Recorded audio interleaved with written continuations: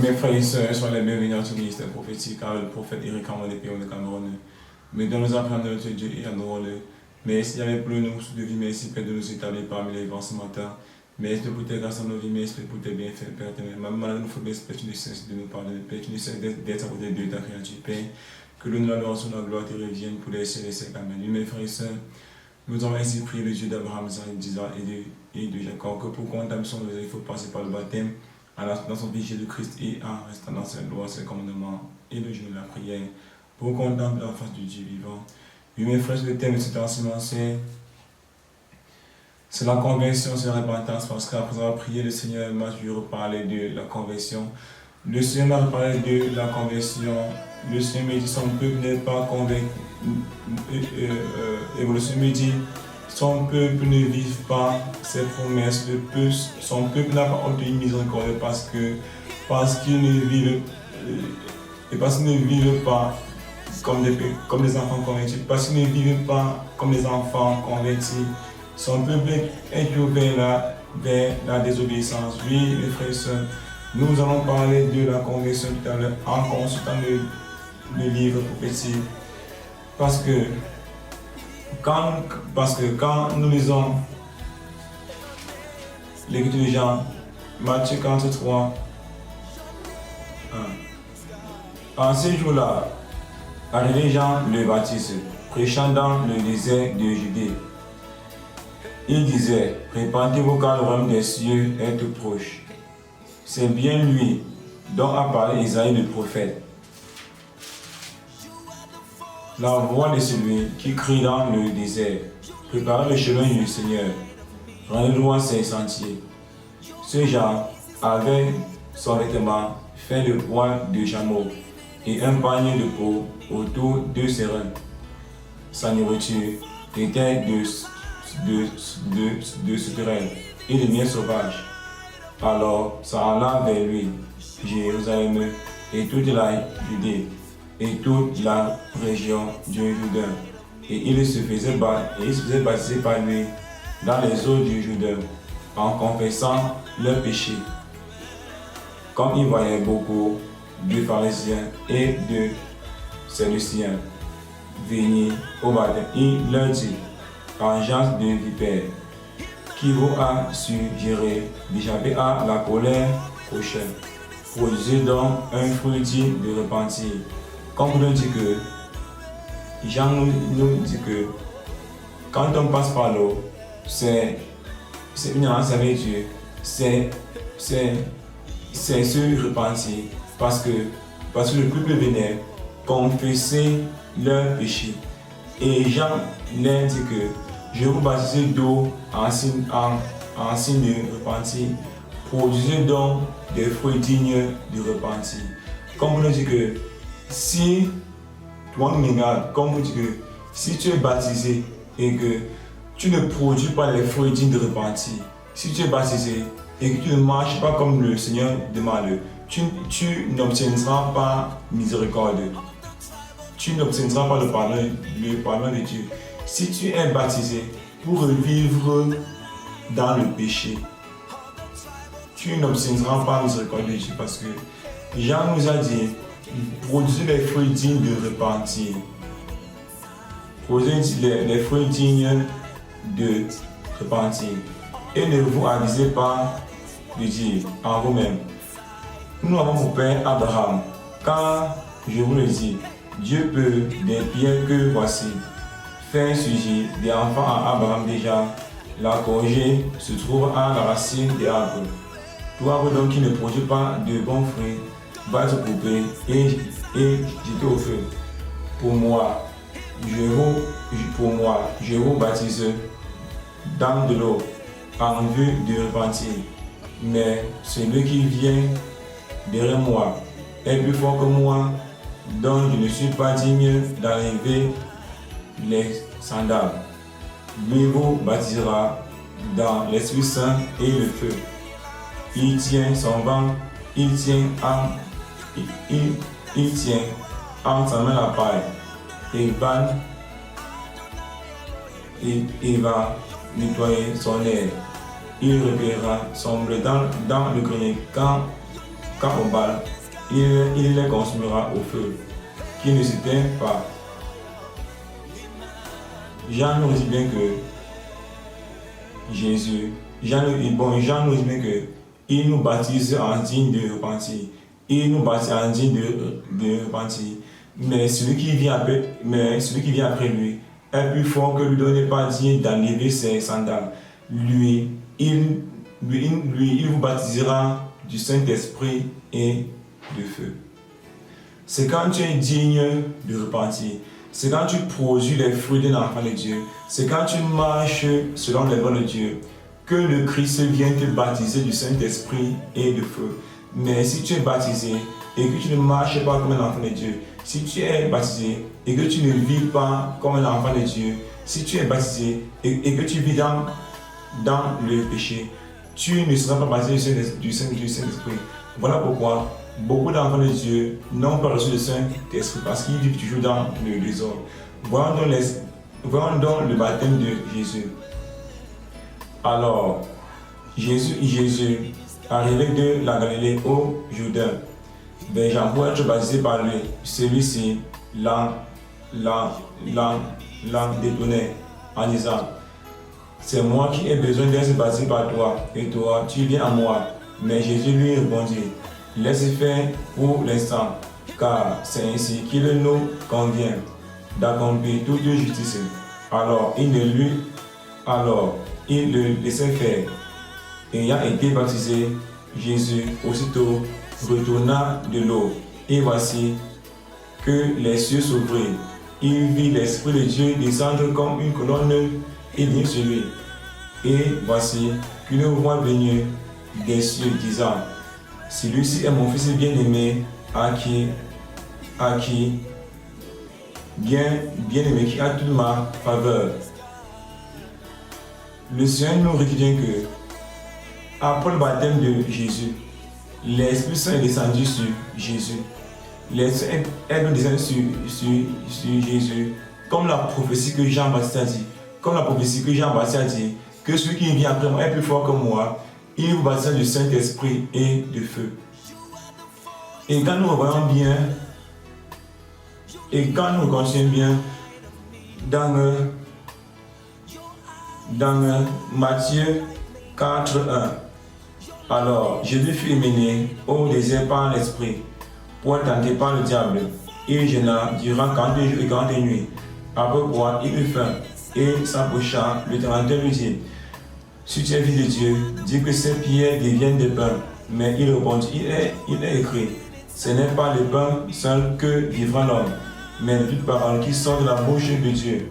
Alors le diable le prend avec lui dans la ville sainte et il le plaça sur le pinacle du temple.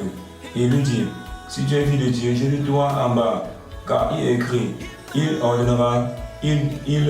donnera au toit des ordres à ses anges, et sur leurs mains ils te porteront, de peur que tu ne heurtes du pied quelques pierres.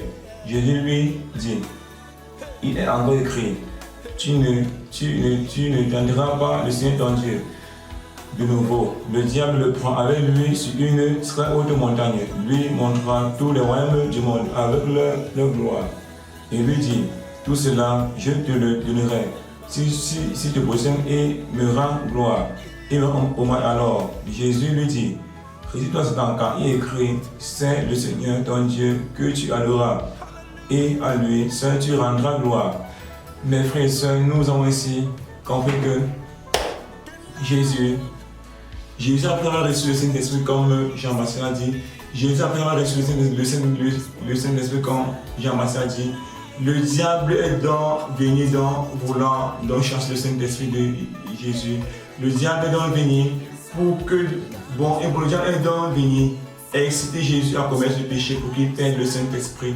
Mes frères et sœurs, et nous voyons ainsi comment le Seigneur Jésus a conservé le Saint-Esprit.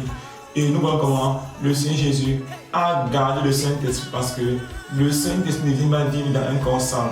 C'est dans ça que le diable combat beaucoup aux enfants de Dieu. Le diable ne veut pas que les enfants de Dieu reçoivent l'Esprit Saint. Voilà pourquoi, comme il a tenté Jésus au désert. Voilà pourquoi, après notre baptême, le diable revient toujours nous mettre en tentation. Le diable revient toujours nous inciter pour que nous commettions des péchés, pour que nous désobéissions à Dieu, pour que nous perdions le Saint-Esprit. C'est donc ça la mission du diable. Il ne veut pas que nous soyons en communion avec le diable, avec le Saint-Esprit. Il ne veut pas que nous soyons en contact avec le Saint-Esprit. Il ne veut pas que nous soyons en relation avec le Saint-Esprit. Parce que quand nous sommes en relation avec le Saint-Esprit, il n'a plus de pouvoir sur nous.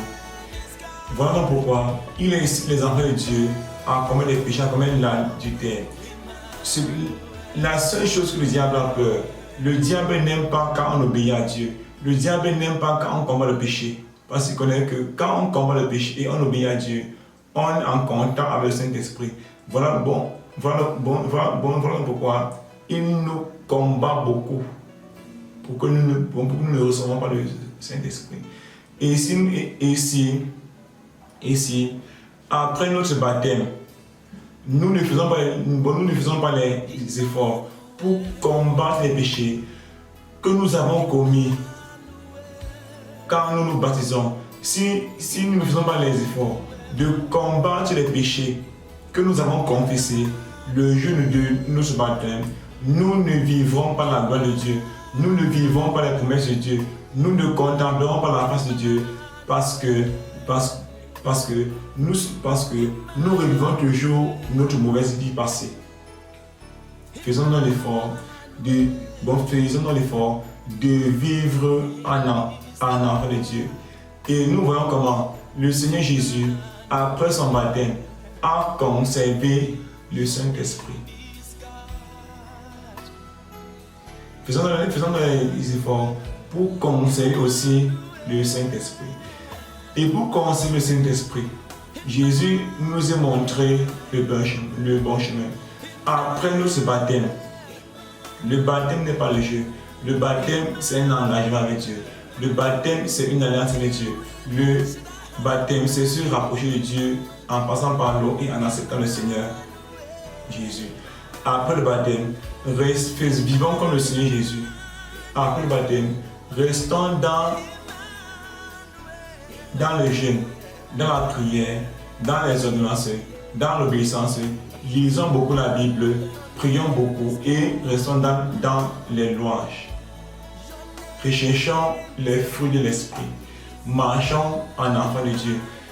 Recherchons les fruits de l'esprit parce que sans les fruits de l'esprit, nous n'hériterons pas le royaume de Dieu. Sans les fruits de l'esprit, nous ne vivrons pas les promesses de Dieu. Sans les fruits de l'esprit, nous ne vivrons pas les promesses de Dieu. Parce que les fruits de l'esprit, c'est quand nous lisons dans Galates 5, 22 à 24. Mais le fruit de l'esprit, c'est la bonté, c'est l'amour, la joie, la paix, la patience, la bonté, la bénédiction, la fidélité, la douceur, la tempérance. La loi n'est pas contre ces choses. Ceux qui sont à Jésus-Christ ont crucifié la chair avec ses passions et ses désirs. Si nous vivons par l'esprit, marchons aussi selon l'esprit. Si nous vivons par l'esprit que nous avons reçu lors de notre baptême. Si nous vivons par l'esprit que nous avons reçu lors de notre baptême, restons dans les enseignements de l'esprit.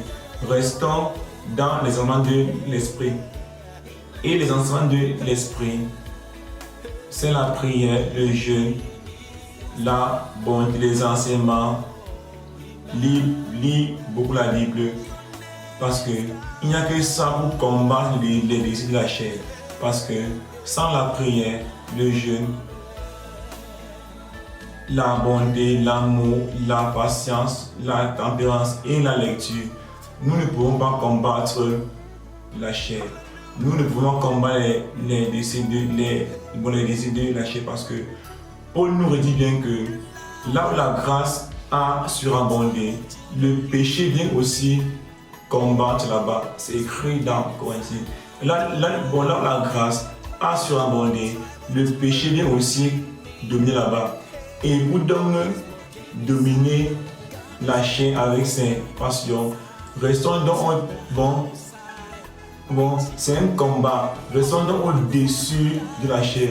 Restons donc dans la prière, le jeûne, les louanges, les ordonnances et lisons beaucoup la Bible afin de combattre la chair et ses passions, afin de combattre l'ennemi qui viendra nous inciter, qui viendra manipuler nos pensées. Ce n'est que ça pour combattre la chair et contempler la face de Dieu, et contempler et vivre les promesses de Dieu, et contempler les grâces de Dieu, frères et sœurs.